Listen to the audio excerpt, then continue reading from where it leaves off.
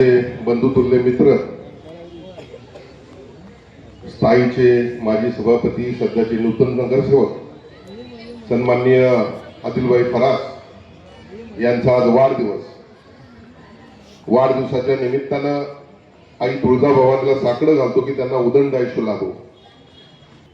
मोठा मित्र परिवार आपण अगदी कमी वयामध्ये जमवलेला आहे आणि या मित्र परिवाराच्या जोरावर कोणी काही म्हणून ते पुढच्या काळामध्ये तुम्ही नेहमी अपराजित राहणार आहे असे तुम्हाला आशीर्वाद देतो.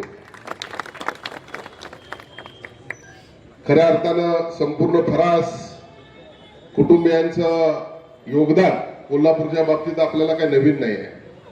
अगदी तुमचे आजोबा असतील, वडील महापौर साहेब असतील, आई साहेब असतील, आपण स्वतः असाल, सातत्यानं गोरगरीब सर्वसामान्यांच्या पाठीशी राहत त्यांना न्याय देण्याचा आपण प्रयत्न केलेला आहे.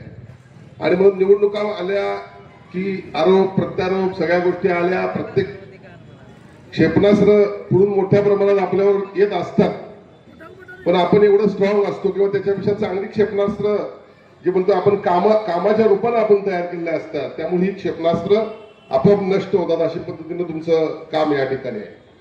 खऱ्या अर्थानं कोल्हापूर शहराच्या अनेक विकासाच्या गोष्टीमध्ये सातत्यानं आपण मला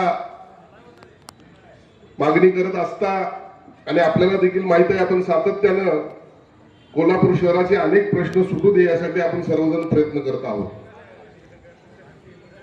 आज महायुतीचं सरकार या कोल्हापूर महानगरपालिकेवर आहे.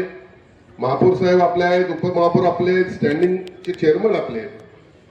खऱ्या अर्थानं अनेक प्रकल्प आपल्याला पुढच्या काळामध्ये या ठिकाणी आणायचे आहेत.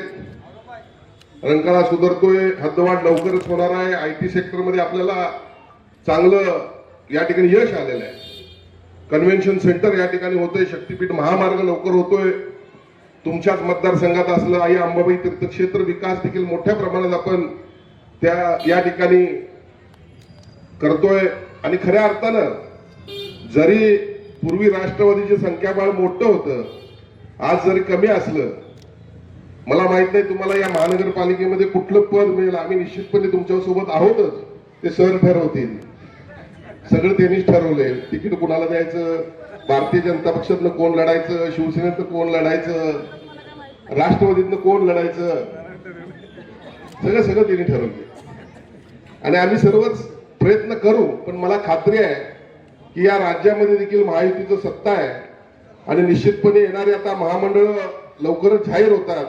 या महामंडळामध्ये राष्ट्रवादीच्या वतीनं आपल्याला उत्तम स्थान मिळेल आणि यासाठी आम्ही प्रयत्न करू.